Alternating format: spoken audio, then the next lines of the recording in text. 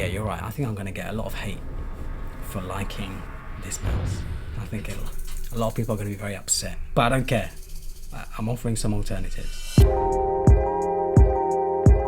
So I've been using the Magic Mouse ever since I bought my first iMac back in 2011, 2012. Ever since then, this has been the mouse that I've been using, this absolute monstrosity. Now, is it really a monstrosity though? Probably. For most people, yes it is. And I completely get it. You know, it's not really well ergonomically designed. It doesn't really fit the hand comfortably. Yeah, I completely get why people don't like this mouse, especially with the charging sort of functionality as well. Yeah, it's such a weird mouse. Yeah, I've been using it as my main mouse for over 10 years and I've not had any issues. I don't have any sort of wrist issues, hand issues or anything like that. I actually find it comfortable, which is insane. But yeah, I do genuinely find it comfortable. So even though I love this mouse and I've been using it for years now, I know a lot of people absolutely hate it. So I wanted to cover some alternatives in this video. I've used all of these extensively and I think these are the best choices when it comes to what you should use with your Mac. I mean, they can be used with PC as well, but I think for Mac users specifically, yeah, these are some of the best.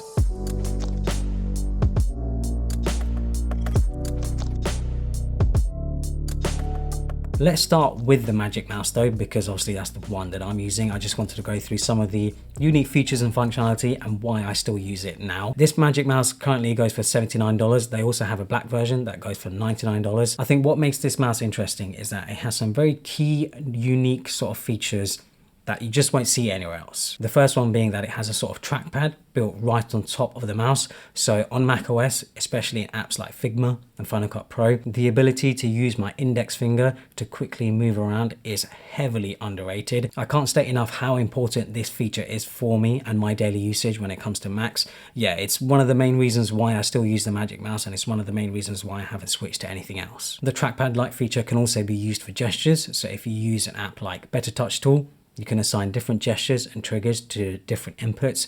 Those inputs can range from anywhere from like a 1-finger tap to a 4-finger click. Not sure what sort of monster is using a 4-finger click with their mouse, but the option is there. As an example, I use a 2-finger tap to open links in a new tab. Super useful for my everyday web browsing, because the Magic Mouse doesn't have a clickable scroll wheel, so I can just do a 2-finger tap instead to open links in a new tab. There are also a bunch of other features such as double tap with 2 fingers to open mission control and a 2-finger swipe to move between full screen apps. I also personally like the claw grip of the Magic Mouse. Like I said earlier, it works for me and I have no issues with it. The main issue I do have with this mouse is the way you charge it, which there's no really nice way to put it. It's just ridiculous. I can't believe this sort of got through product design process. Yeah, it's crazy. When it runs out of battery, you have to find a lightning cable and it can't be used whilst charging. Like what? Like it's just crazy. Thankfully, it does charge super quick though. That's one benefit of it. So it looks like a 2-minute charge gives you 8 to 9 hours of usage, which is actually pretty good. For some people, obviously, it's always going to be absolutely the most ridiculous thing ever that you have to charge it from the bottom. But knowing that when it's dead, you can just plug it in very quickly, maybe just go to the toilet, get a coffee or something like that. And when you come back, it will have 8 to 9 hours of battery life. Yeah, that's actually pretty good. So I don't have a sponsor for this video, so I'm just going to advertise my own products. So yeah, if you guys are interested in these desk mats, we have a grey one here. I have a black leather one on my desk as well. Check them out. I'll leave links to them down in the description below. You can also use the code MagicMouse10 to get 10% off. I'll leave it all linked in the description. Make sure to check them out. I do love these desk mats. This grey one in particular is my favourite for this desk because it matches the grey desk. And then I have a black leather one for my desk. And yeah, using a mouse like this, any of these mice really works perfectly on these mats. Now let's get into the alternatives for the Magic Mouse.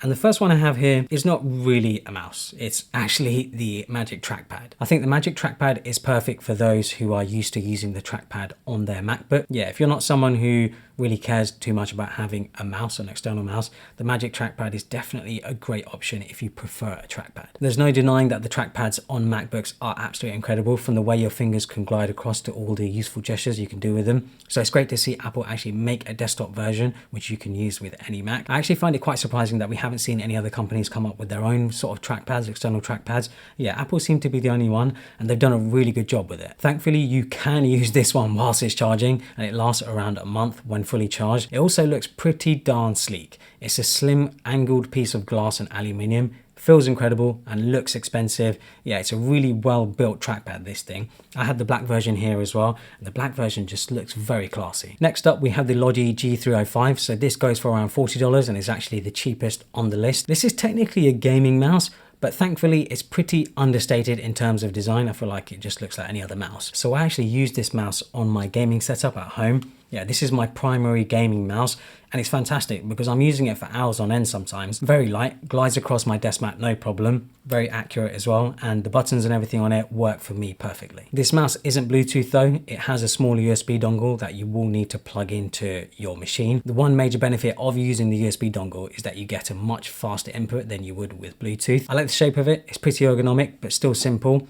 I'd say I have medium-sized hands, and it can be cupped quite easily, but I actually prefer to use it in a claw grip. It has the standard left and right click as well as a scroll wheel, but there is also a button below the scroll wheel which can be customized to do what you like. By default, it's assigned to the sensitivity of the mouse. So with this button, you can just click it to quickly adjust the sensitivity of it. There are also two side buttons where your thumb would rest. These can also be customized to do whatever you like.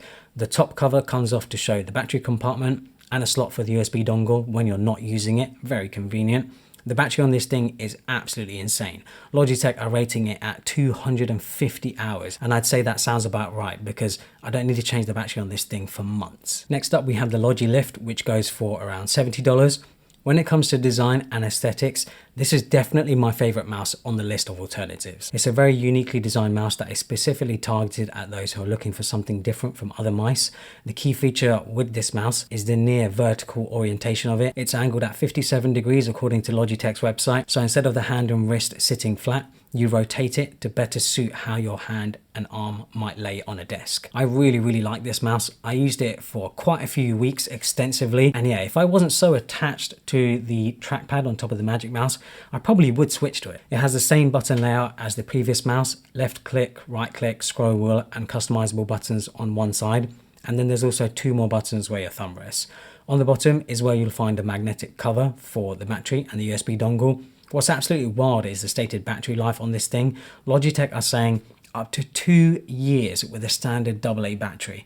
2 years of battery life. That's absolutely insane. That's so impressive. The reason the battery life is so good is because it uses Bluetooth Low Energy, so you don't need a USB dongle, you can just connect it via Bluetooth. Logitech say this mouse is designed for small to medium-sized hands. There is a bigger alternative called the MX Vertical. However, it's more expensive and doesn't come in different colors like the Logi Lift. I'm a big fan of this mouse. It's very affordable, looks great, and it's very comfortable. Would highly recommend it to those who are having issues with regular mice. Next up, we have the Logi MX Master 3. And yeah, this mouse is probably the one that most people recommend. Most people sort of seem to buy if they're looking for the ultimate productivity mouse. It goes for $99, which I think is reasonably priced considering the amount of features and functionality this has. Aesthetically, I don't think it's the best looking, but this is very much function over form due to the amount of buttons it has. On top, we have a standard left and right click, scroll wheel, and a customizable button. But on the side, there is an additional horizontal scroll wheel.